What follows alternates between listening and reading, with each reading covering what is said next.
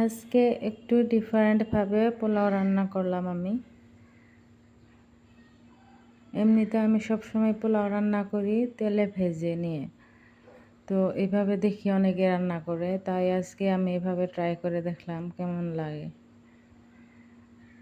প্রথমে পানিতে তেল দিয়ে আদা এলাচি দিয়ে পানিটা বলক দিয়ে নিচ্ছি। তারপর সেখানে লবণ দিয়ে দিলাম। তারপর পোলাওয়ের চালগুলো ঢেলে দিয়ে রান্না করে নিয়ে আলাদাভাবে পেঁয়াজ বেরেস্তা করে তারপর আমি দিয়ে দিলাম। আগে ভাবতাম এভাবে পোলাও রান্না করলে মনে হয় মজা হবে না, মাশাআল্লাহ মজাই হয়েছে। এখানে কিশমিশও দিয়ে দিলাম। আচ্ছা, সবাই যে বলে অন্যর ভিডিওতে লাইক কমেন্ট করলে নিজের ফলোয়ার বাড়ে, এভাবে ফলোয়ার বাড়িয়ে নিলে কি ফেসবুকে সফলতা পাওয়া সম্ভব?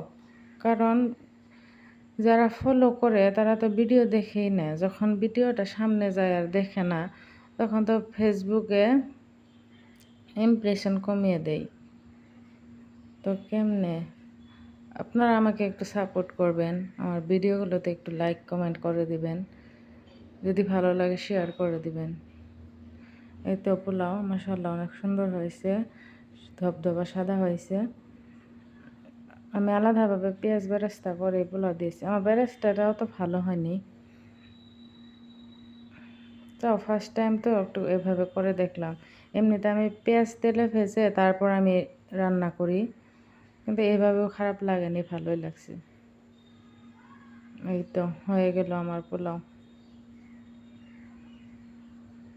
তো আপনারা সবাই ভালো থাকবেন।